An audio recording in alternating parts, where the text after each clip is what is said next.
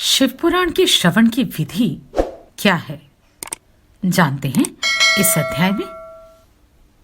आप सभी से अनुरोध है कि यदि आप इन वीडियोस को लाइक, शेयर या सब्सक्राइब नहीं भी कर सकते तो इन्हें पूरा अवश्य सुने और लाभान्वित हों। शौनक जी बोले, हे महाप्राग, हे व्यास शिष्य, हे सूत जी, आपको नमस्कार है। आप धन्य हैं और शिव भक्तों में श्रेष्ठ हैं। आपके महान गुण वर्णन करने योग्य हैं। अब आप कल्याण में शिव पुराण के श्रवण की विधि बतलाइए, जिससे सभी श्रोताओं को संपूर्ण उत्तम फल की प्राप्ति हो सके। सूत जी बोले, हे शौनक, हे मुने, अब मैं आपको संपूर्ण फल की प्राप्ति के लिए शिव पुराण के श्रवण की विधि बता रहा हूं। सर्वप्रथम किसी ज्योतिषी को बुलाकर दान मान से संतुष्ट करके अपने सहयोगी लोगों के साथ बैठकर बिना किसी विघ्न बाधा के कथा की समाप्ति होने के उद्देश्य से शुद्ध मुहूर्त का अनुसंधान कराएं। तदनंतर प्रयत्न पूर्वक देश देश में स्थान स्थान पर यह शुभ संदेश भेजें कि हमारे यहाँ शिव पुराण की कथा होने वाली है। अपने कल्याण की इच्छा रखने वाले लोगों को उसे सुनने के लिए अवश्य पधारना चाहिए। कुछ लोग भगवान श्री हरि की कथा से बहुत दूर पड़ गए हैं। कितने ही स्त्री, शूद्र आदि भगवान शंकर के कथा कीर्तन से वंचित रहते हैं। उन सबको भी सूचना हो जाए, ऐसा प्रबंध करना चाहिए। देश देश में जो भगवान शिव के भक्त हों तथा शिव कथा के कीर्तन और श्रवण के लिए उत्सुक हों, उन सबको आदर पूर्वक बुलवाना चाहिए। उन्हें कहलाना चाहिए कि यहाँ सत्पुरुषों को आनंद देने वाला समाज तथा अति अद्भुत उत्सव होगा, जिसमें शिव पुराण का पारायण किया जाएगा। श्री शिव पुराण की रहस्यमय कथा का श्रवण करने हेतु आप लोग प्रेम पूर्वक शीघ्र पधारने की कृपा करें। यदि समय का अभाव हो तो प्रेम पूर्वक एक दिन के लिए भी आइए। आपको निश्चय ही आना चाहिए, क्योंकि इस कथा में क्षण भर के लिए बैठने का सौभाग्य भी दुर्लभ है। इस प्रकार विनय और प्रसन्नता पूर्वक श्रोताओं को निमंत्रण देना चाहिए और आए हुए लोगों को सब प्रकार से आदर सत्कार पूर्वक सम्मान के साथ बिठाना चाहिए। शिव मंदिर में, तीर्थ में, वन प्रांत में अथवा घर में शिव पुराण की कथा सुनने के लिए उत्तम स्थान का निर्माण करना चाहिए।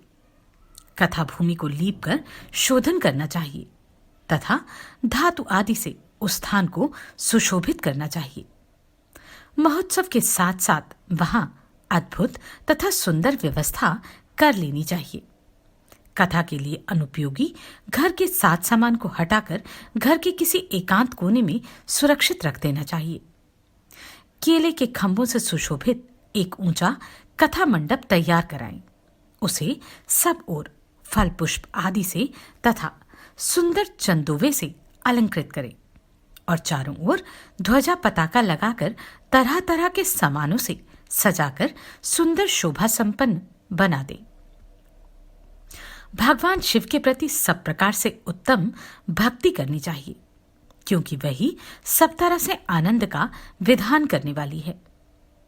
परमात्मा भगवान शंकर के लिए दिव्य आसन का निर्माण करना चाहिए तथा कथावाचक के लिए भी एक ऐसा दिव्य आसन बनाना चाहिए जो उनके लिए सुखद हो सके। हे मुने, नियम पूर्वक कथा सुनने वाले श्रोताओं के लिए भी यथा योग्य सुंदर स्थानों की व्यवस्था करनी चाहिए। अन्य लोगों के लिए भी सामान्य रूप से स्थान बनाने चाहिए। हे शौनक जी, विवाह उत्सव में जैसी उल्लासपूर्ण मनस्थिति होती है, वैसी ही इस कथोत्सव में रखनी चाहिए। सब प्रकार की दूसरी लौकिक चिंताओं को भूल जाना चाहिए। वक्ता उत्तर दिशा की ओर मुख करे तथा श्रोतागण पूर्व दिशा की ओर मुख करके पालती लगाकर बैठे। इस विषय में भी कोई विरोध नहीं है कि पूज्य पूजक के बीच पूर्व दिशा रहे अथवा वक्ता के सम्मुख श्रोताओं का मुख रहे, ऐसा कहा गया है। पौराणिक वक्ता व्यासासन पर जब तक विराजमान रहे तब तक प्रसंग समाप्ति के पूर्व किसी को नमस्कार नहीं करना चाहिए। पुराण का विद्वान वक्ता चाहे बालक, युवा, वृद्ध, दरिद्र अथवा दुर्बल जैसा भी हो, पुण्य चाहने वालों के लिए सदा वंदनीय और पूज्य होता है। जिसके मुख से निकली हुई वाणी देहधारी के लिए कामधेनु के समान अभिष्ट फल देने वाली होती है, उस पुराण वेता वक्ता के प्रति तुच्छ बुद्धि कभी नहीं करनी चाहिए। संसार में जन्म तथा गुणों के कारण बहुत से गुरु होते हैं, परंतु उन सब में पुराणों का ज्ञाता विद्वान ही परम गुरु माना गया है। करोड़ों योनियों में जन्म ले लेकर दुख भोगते हुए प्राणियों को जो मुक्ति प्रदान करता है, उस पुराण वक्ता से बड़ा दूसरा कौन गुरु हो सकता है।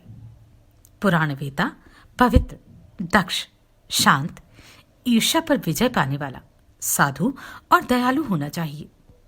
ऐसा प्रवचन कुशल विद्वान इस पुण्यमय कथा को कहे। सूर्योदय से आरंभ करके 3:30 पहर तक उत्तम बुद्धि वाले विद्वान पुरुष को शिवपुराण की कथा सम्यक रीति से वांचनी चाहिए। जो धूर्त, दुराचारी तथा दूसरे से विवाद करने वाले और प्रपंची लोग हैं, उन कुटिल वृत्ति वाले लोगों के सामने यह कथा नहीं कहनी चाहिए। दुष्टों से भरे तथा डाकुओं से घिरे प्रदेश में और धूर्त व्यक्ति के घर में इस पवित्र कथा को नहीं कहना चाहिए। मध्याह्न काल में 2 घड़ी तक कथा बंद रखनी चाहिए, जिससे कथा कीर्तन से अवकाश पाकर लोग शौच आदि निवृत्त हो सके। कथा प्रारंभ के दिन से 1 दिन पहले व्रत ग्रहण करने के लिए वक्ता को क्षौर करा लेना चाहिए। जिन दिनों कथा हो रही हो, उन दिनों प्रयत्नपूर्वक प्रातःकाल का सारा नित्य कर्म संक्षेप से ही कर लेना चाहिए। वक्ता के पास उसकी सहायता के लिए एक दूसरा वैसा ही विद्वान स्थापित करना चाहिए, जो सब प्रकार के संशयों को निवृत्त करने में समर्थ और लोगों को समझाने में कुशल हो। कथा में आने वाले विघ्नों की निवृत्ति के लिए गणेश जी का पूजन करें। कथा के स्वामी भगवान शिव की तथा विशेषतः शिवपुराण ग्रंथ की भक्तिभाव से पूजा करें। तत्पश्चात उत्तम बुद्धि वाला श्रोता विधिपूर्वक तन मन से शुद्ध एवं प्रसन्नचित हो आदरपूर्वक शिवपुराण की कथा सुने। जो वक्ता और श्रोता अनेक प्रकार के कर्मों में भटक रहे हों, काम आदि 6 विकारों से युक्त हों, स्त्री में आसक्ति रखते हों और पाखंडपूर्ण बातें कहते हों, वे पुण्य के भागी नहीं होते। जो लौकिक चिंता तथा धन, गृह एवं पुत्र आदि की चिंता को छोड़कर कथा में मन लगाए रहता है, उस शुद्ध बुद्धि पुरुष को उत्तम फल की प्राप्ति होती है। श्रद्धा और भक्ति से युक्त दूसरे कर्मों में मन नहीं लगाने वाला, मौन धारण करने वाला, पवित्र एवं उद्वेग शून्य श्रोता ही पुण्य के भागी होते हैं। जो नराधम भक्ति रहित होकर इस पुण्यमयी कथा को सुनते हैं, उन्हें श्रवण का कोई फल नहीं मिलता और वे जन्म जन्मांतर में कलेश भोगते ही रहते हैं। यथाशक्ति उपचारों से इस पुराण की पूजा किए बिना जो मूढ़जन इस कथा को सुनते हैं, वे अपवित्र और दरिद्र होते हैं। कथा कहे जाते समय बीच में ही जो लोग उठकर अन्यत्र चले जाते हैं, जन्मांतर में उनकी स्त्री आदि संपत्तियां नष्ट हो जाती हैं। जो पुरुष सिर पर पगड़ी आदि धारण करके कथा का श्रवण करते हैं, उनके पापी और कुल कलंक की पुत्र उत्पन्न होते हैं। जो पुरुष पान चबाते हुए इस कथा को सुनते हैं, उन्हें नरक में यमदूत उनकी ही विष्ठा खिलाते हैं। जो लोग ऊंचे आसन पर बैठकर इस कथा का श्रवण करते हैं, वे समस्त नरकों को भोगकर काक योनि में जन्म लेते हैं। जो लोग वीरासन आदि से बैठकर इस शुभ कथा को सुनते हैं, वे अनेकों नरकों को भोगकर विष वृक्ष का जन्म पाते हैं। कथा सुनाने वाले पौराणिक की अच्छी तरह प्रणाम किए बिना जो लोग कथा सुनते हैं, वे सभी नरकों को भोगकर अर्जुन वृक्ष बनते हैं। रोगयुक्त न होने पर भी जो लोग लेटकर ये कथा सुनते हैं वे सभी नरकों को भोग कर अंत में अजगर आदि योनियों में जन्म लेते हैं। वक्ता के समान ऊंचाई वाले आसन पर बैठकर जो इस कथा का श्रवण करते हैं उन नारकीय लोगों को गुरु शैया पर शयन करने जैसा पाप लगता है। जो इस पवित्र कथा तथा वक्ता की निंदा करते हैं वे 100 जन्मों तक दुख भोग कर कुत्ते का जन्म पाते हैं। कथा होते समय बीच में जो अनुपयोगी बातें बोलते हैं वे घोर नरक भोगने के बाद गधे का जन्म पाते हैं। जो कभी भी इस परम पवित्र कथा का श्रवण नहीं करते वे घोर नरक भोगने के पश्चात जंगली सुअर का जन्म लेते हैं। जो दुष्ट कथा के बीच में विघ्न डालते हैं वे करोड़ों वर्षों तक नरक यातनाओं को भोगकर गांव के सुअर का जन्म पाते हैं। इसका विचार करके शुद्ध और प्रेमपूर्ण चित्त से बुद्धिमान श्रोता को वक्ता के प्रति भक्तिभाव रखकर कथा श्रवण का प्रयत्न करना चाहिए। सबसे पहले कथा के विघ्नों का नाश करने हेतु गणेश जी की पूजा करनी चाहिए।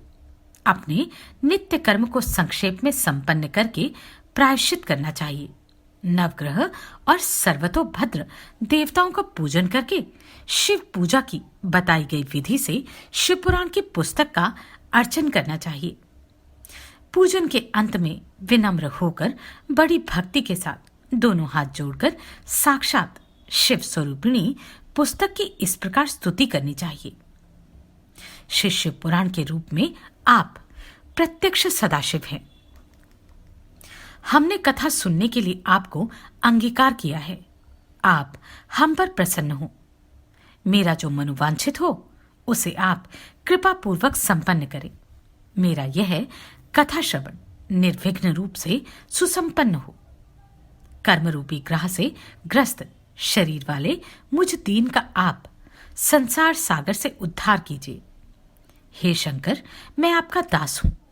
इस प्रकार साक्षात शिव स्वरूप इस शिव पुराण की दीनतापूर्वक स्तुति करके वक्ता की पूजा आरंभ करनी चाहिए। शिव पूजा की बताई गई विधि से पुष्प, वस्त्र, अलंकार, धूप द्वीपादि से वक्ता की पूजा करें। तदनंतर शुद्ध चित्त से उनके सामने नियम ग्रहण करें और कथा समाप्ति पर्यंत यथाशक्ति उसका प्रयत्नपूर्वक पालन करें। तत्पश्चात कथावाचक व्यास की प्रार्थना करें। हे व्यास जी के समान ज्ञानी श्रेष्ठ, शिव शास्त्र के मर्मज्ञ ब्राह्मण देवता, आप इस कथा के प्रकाश से मेरे अज्ञान अंधकार को दूर करें। भक्तिपूर्वक 5 अथवा 1 ब्राह्मण का वरण करें और उनके द्वारा शिव पंचाक्षर मंत्र अर्थात नमः शिवाय का जप कराएं। हे मुने, इस प्रकार मैंने भक्त श्रोताओं द्वारा भक्तिपूर्वक कथा श्रवण की उत्तम विधि आपको बता दी। अब आप और क्या सुनना चाहते हैं? शौनक जी बोले, हे शिव भक्तों में श्रेष्ठ महाबुद्धिमान सूत जी, आप धन्य हैं जो कि आपने यह अद्भुत एवं कल्याणकारिणी कथा हमें सुनाई। हे मुने, शिव पुराण की कथा सुनने के लिए व्रत धारण करने वाले लोगों को किन नियमों का पालन करना चाहिए, यह भी कृपापूर्वक सबके कल्याण की दृष्टि से अवश्य बताइए। सूत जी बोले, हे शौनक, अब शिव पुराण सुनने का व्रत लेने वाले पुरुषों के लिए जो नियम है उन्हें भक्ति पूर्वक सुनिए। नियम पूर्वक इस श्रेष्ठ कथा को सुनने से बिना किसी विघ्न बाधा के उत्तम फल की प्राप्ति होती है। दीक्षा से रहित लोगों का कथा श्रवण में अधिकार नहीं है। अतः मुने, कथा सुनने की इच्छा वाले सब लोगों को पहले वक्ता से दीक्षा ग्रहण करनी चाहिए। कथाव्रती को ब्रह्मचर्य से रहना, भूमि पर सोना, पत्तल में खाना और प्रतिदिन कथा समाप्त होने पर ही अन्न ग्रहण करना चाहिए। जिसमें शक्ति हो वह पुराण की समाप्ति तक उपवास करके शुद्धता पूर्वक भक्तिभाव से उत्तम शिव पुराण को सुने। घृत अथवा दुग्ध पीकर सुखपूर्वक कथा श्रवण करे अथवा फलाहार करके अथवा एक ही समय भोजन करके इसे सुनना चाहिए। इस कथा का व्रत लेने वाले पुरुष को प्रतिदिन एक ही बार हविष्यान्न भोजन करना चाहिए। जिस प्रकार से कथा श्रवण का नियम सुखपूर्वक पालित हो सके वैसे ही करना चाहिए। कथा श्रवण में विघ्न उत्पन्न करने वाले उपवास की तुलना में तो मैं कथा श्रवण में शक्ति प्रदान करने वाले भोजन को ही अच्छा समझता हूं। गरिष्ठ अन्न, दाल, जला अन्न, सेम, मसूर, भाव दूषित तथा बासी अन्न को खाकर कथाव्रती पुरुष कभी कथा को न सुने। कथाव्रती को बैंगन, तरबूज, चिचिंडा, मूली, कोहड़ा, प्याज, नारियल का मूल तथा अन्य कंदमूल का त्याग करना चाहिए। जिसने कथा का व्रत ले रखा हो वह पुरुष प्याज, लहसुन, हींग, गाजर, मादक वस्तु तथा आमिष कही जाने वाली वस्तुओं को त्याग दे। कथा का व्रत लेने वाला जो पुरुष हो उसे काम, क्रोध आदि 6 विकारों को, ब्राह्मणों की निंदा तथा पतिव्रता और साधु संतों की निंदा का त्याग कर देना चाहिए।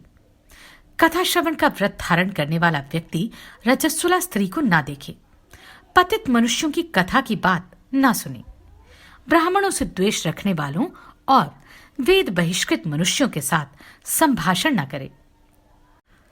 कथाव्रती पुरुष प्रतिदिन सत्य, शौच, दया, मौन, सरलता, विनय तथा मन की उदारता, इन सद्गुणों को सदा अपनाए रहे। श्रोता निष्काम हो या साकाम, वह नियम पूर्वक कथा सुने। सकाम पुरुष अपनी अभिष्ट कामना को प्राप्त करता है और निष्काम पुरुष मोक्ष पा लेता है।